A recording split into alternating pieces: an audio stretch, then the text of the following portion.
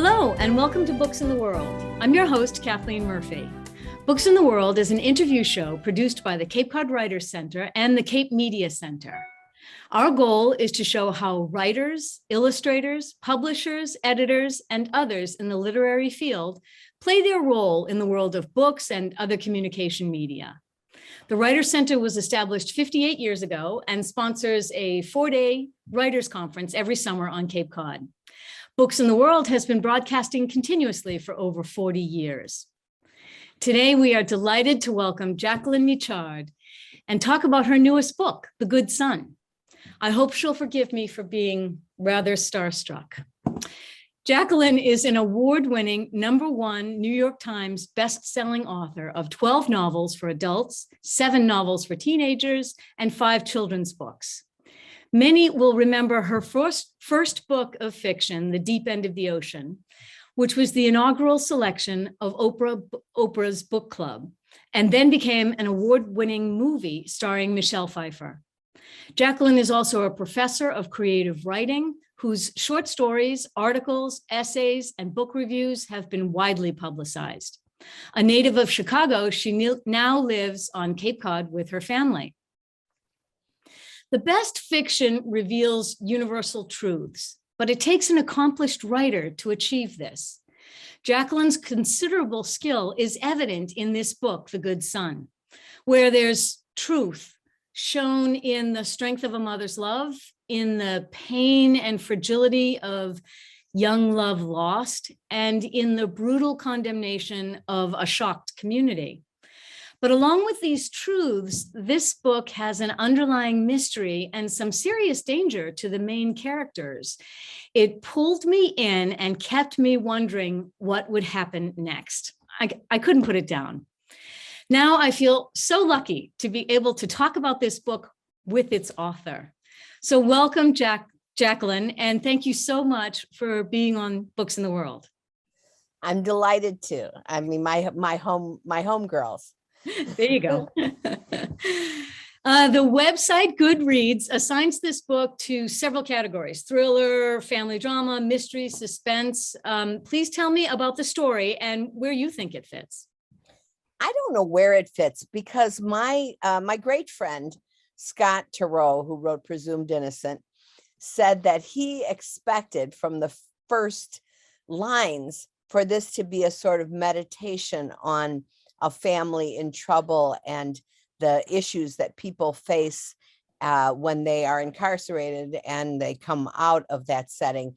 And then suddenly he said, suddenly I was reading this galloping thriller and wondering what was going to happen. So I guess it's a hybrid in that sense, because I love mysteries and I love police procedurals and all kinds of things like that. And that's what I'm devoted to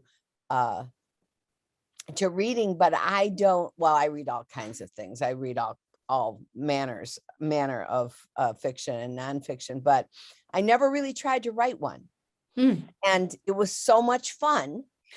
I just loved it. And even though the book that I'm writing now is not so much as The Good Son is a thriller, it certainly has some thrillerish elements and some mayhem in it too. So I don't know if I'm ever going to go back to. Well, as a reader, we love mysteries. We love the thriller. We love to be able to not know what's going to happen, and then eventually to learn and to see if we can guess along the way. So it's wonderful. So your main character is Thea. She is the mother of a son that has been recently released from prison. And tell us about Thea and her son, Stefan. She is a person who, as she says in the novel, nothing had ever prepared her except for a life of moderate good fortune. She thought that she would have a pretty fortunate life, a modest life. She teaches English at a small college. She has one child and is married to her great love, who's a football coach. And they have a well-managed, well-ordered existence until she is cast into the abyss with the death of her son's beloved. They'd been sweethearts since the 7th grade and friends since they were little children. And he was so strung out on methamphetamines. He has no memory of the crime, but is convicted of killing Belinda and sent to prison for manslaughter. And then is coming out of it. And Thea has some pretty strong feelings about, I mean, her son is her beloved, but she also is ashamed and frightened and resentful that through no fault of her own, her life has been torpedoed. And it's not easy. It's amazing that that's where the book begins. Because all of this, and then you do this, you weave in this great backstory and it's wonderful. But about the backstory, so Stefan shares his experience of being incarcerated in the US prison system. He also has a theory about why people return to prison again and again. How did you research this topic? Were you surprised by anything that you found along the way? I was not surprised by anything that I found, because years ago, as a newspaper reporter, I had been to prison, as an inmate, but had been in prisons to talk to people. And believe you me, I mean, once you go in there, even as an interviewer, you will never forget it. Because when that door shuts behind you, even though you haven't done anything wrong, you're absolutely certain you're never going to be released again. And he talks about the greatest loss when you go to prison is not freedom, it's privacy. The fact that someone is always talking, always screaming and crying. The light is always on. There's nowhere that you can take any refuge except inside your own head. And his theory is that when you leave prison, that is when you're most at risk for, and this I did find out from talking to various people, people are most at risk for suicide or to reoffend, because we say that we're a culture that believes if you do your time, you can have another chance. But in practice, that's not true. And Stefan does everything he can. He even starts an organization in which people who have done wrong make material amends to the people that they've wronged, if they're allowed to do that, called the Healing Project. But he learns through hard experience that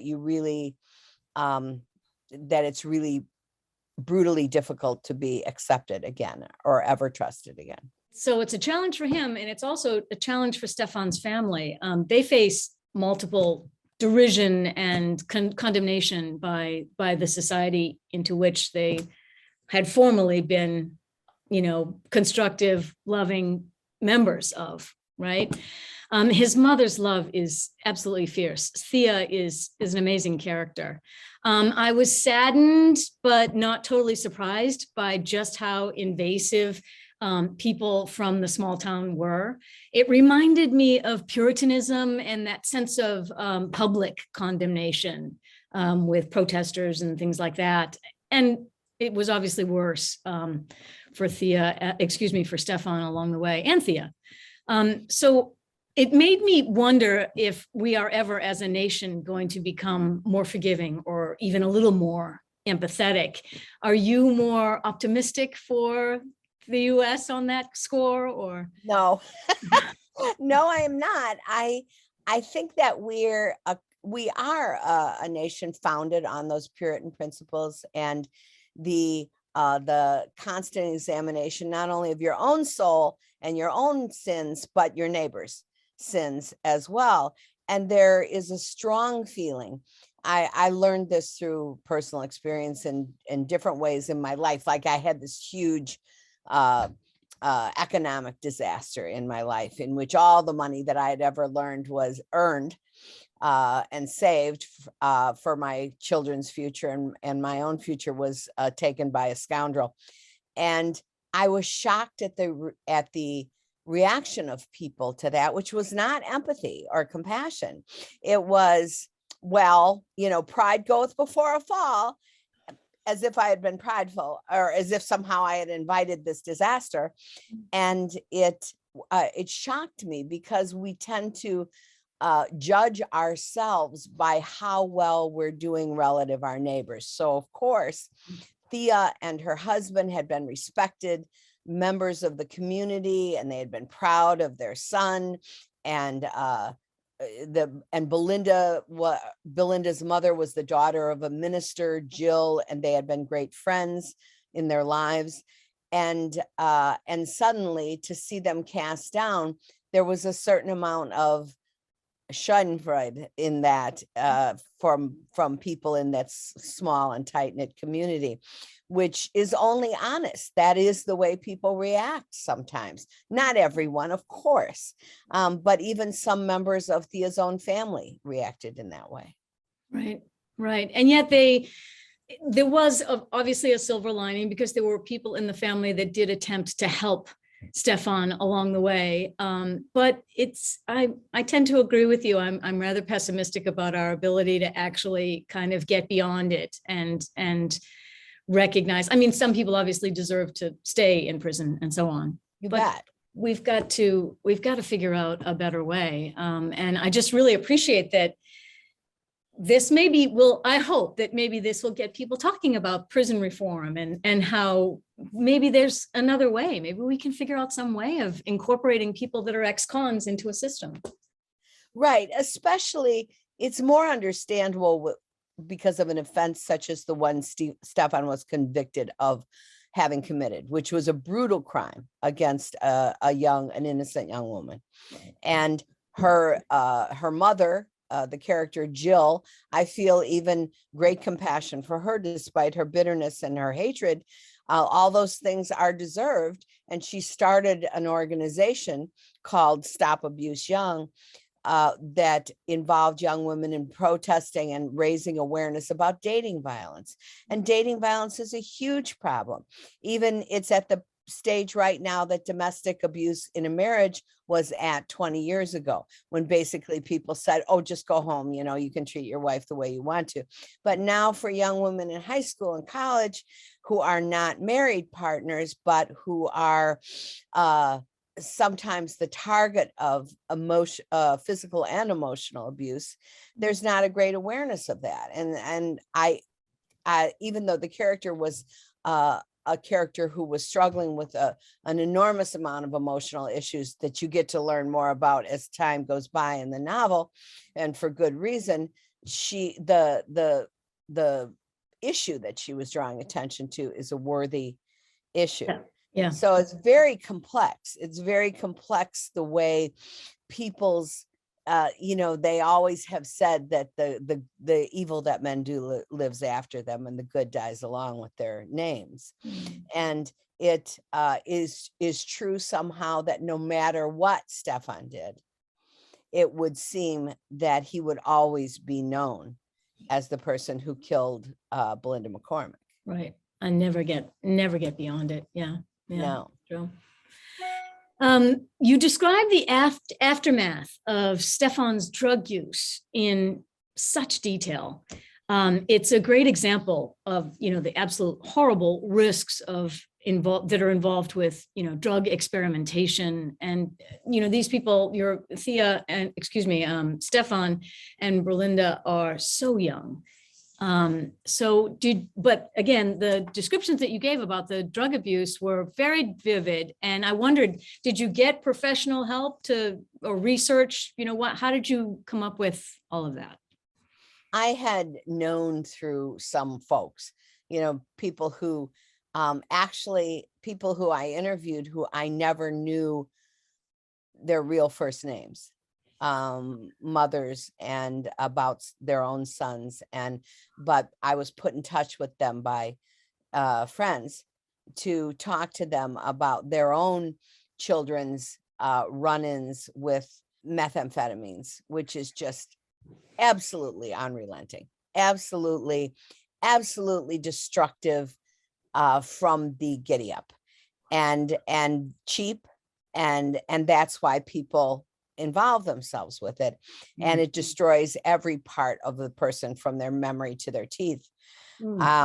And it was something that Stefan got involved with because he couldn't keep up in college.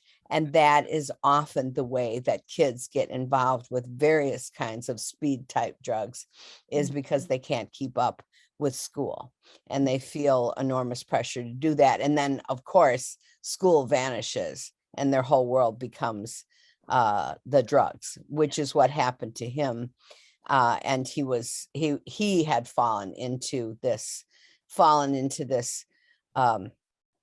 this pit, and it happens so quickly with certain kinds of drugs that as he says to his father at one point, do you know how I became addicted to this? I tried it. Right. And that's, I wanted people to read it and be sickened by it.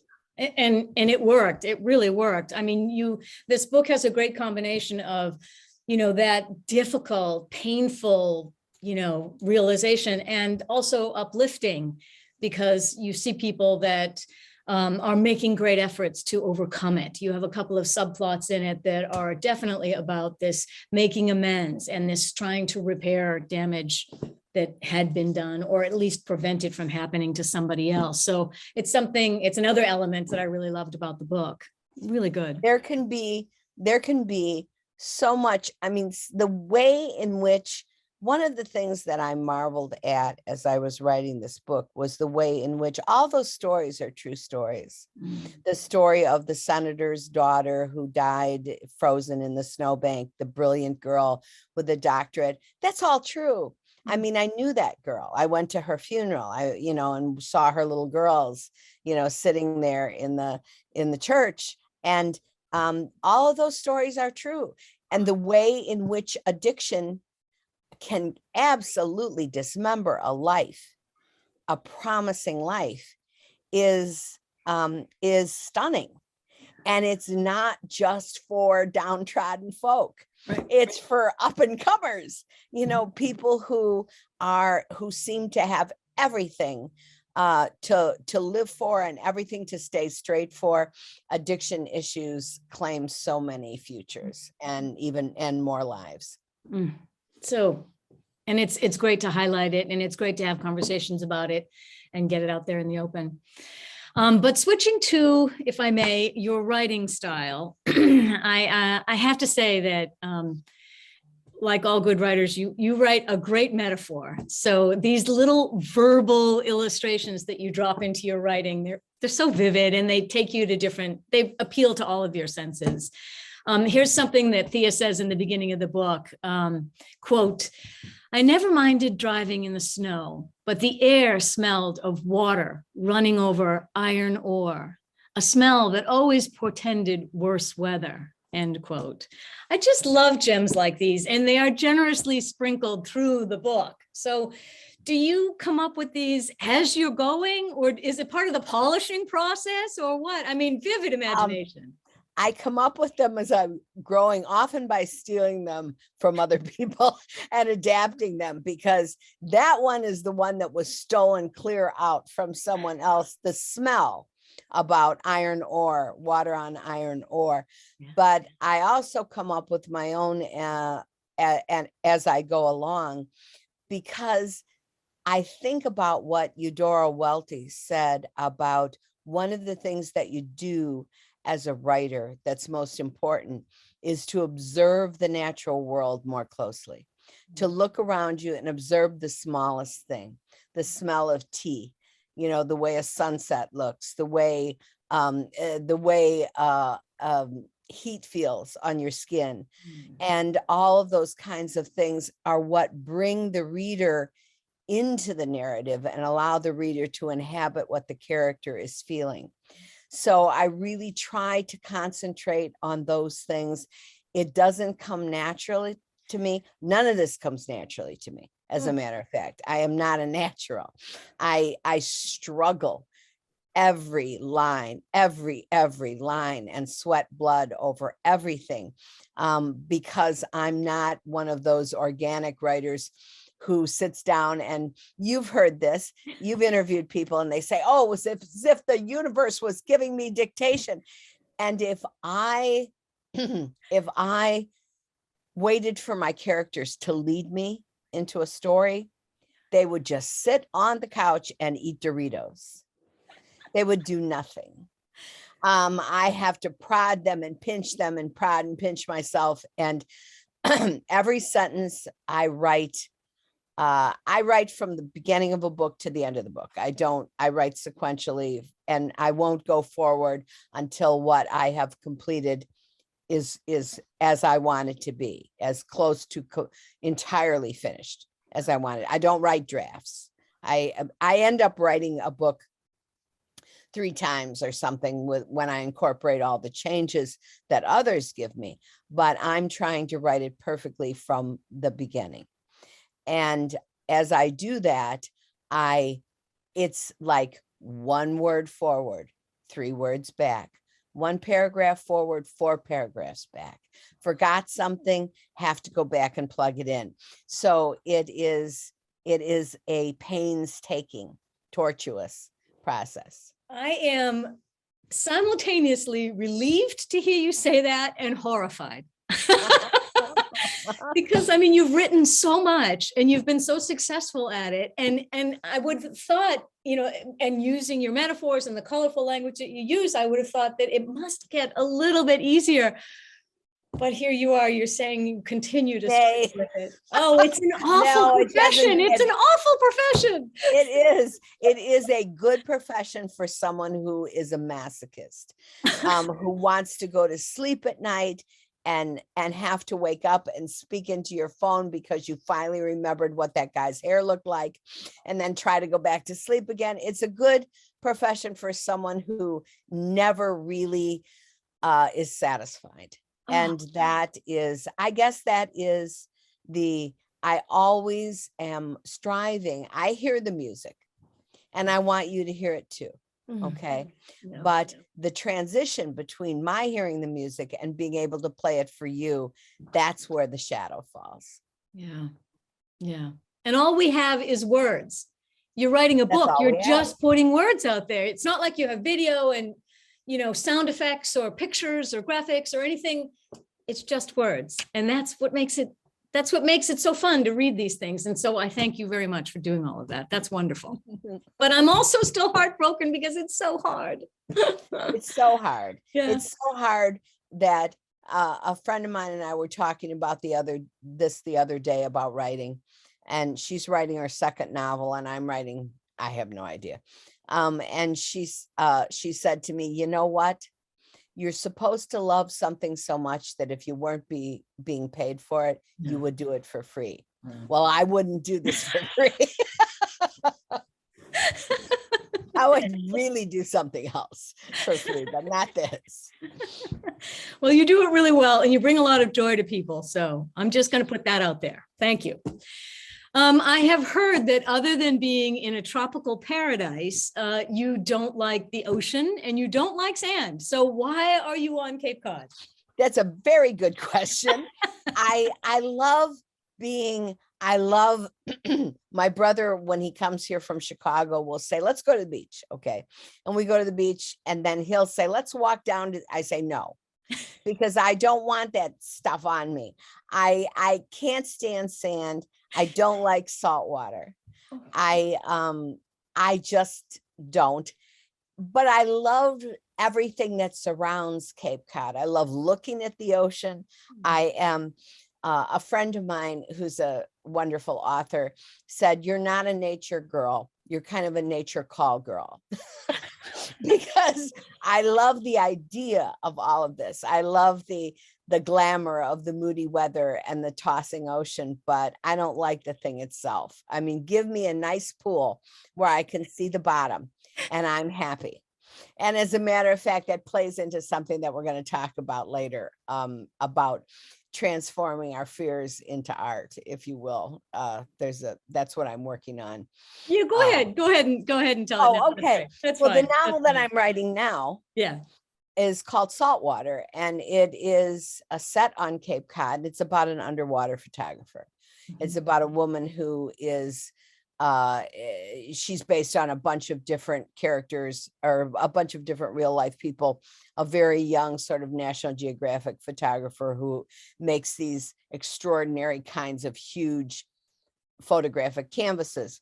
And it started because of her terror of dark water, her terror of the North Atlantic, and particularly an incident in which she was in a canoe with, or in a dinghy or something with her mother, and a shark bumped the canoe. And that happens more than you imagine. And so she said, I'm not going to be afraid of this. I'm going to put my face against this fear, and I'm going to find a way to change it into something else. And that's that's not what the story is about, but that's what Frankie Attleboro, the main character, does in the story. That's fantastic. That's good. I can't wait. That sounds really wonderful. I'm looking forward to it. Well, good. So that's your next project that's in the works, and we are looking forward to seeing it. And if we want to follow you and follow the release of this new book, it would be jacquelynmitchard.com. Right. And I would love it if people would go there to my newly revamped website, because it's so darn pretty, and sign up for my newsletter, which is occasional, every 2 weeks. It's called The Gasp. Okay. And the reason that it's called The Gasp is because I write about things that make me gasp. Writerly things, social things, no politics, just about things in life that I still cannot figure out, despite all of my experience with human beings in all their variations. And I also include tips for writers and also tips for cooks, because I like recipes and I'm a fantastic cook. That's the one thing I will brag about, is that I make spaghetti sauce that would change your life. So. That's wonderful. That is fantastic. Well, I am going to definitely sign up for your newsletter. Gasp. Looking forward to it. And I can't thank you enough for being on the show. I really appreciate it. I really thank you for asking me. Your organization does so much good work. I hear about it all the time. Thank you. So if you've enjoyed this video and you'd like to see more, you'll find links to them through our website, capecodwriterscenter.org, through our Facebook page, and on YouTube. Thank you again for watching Books in the World.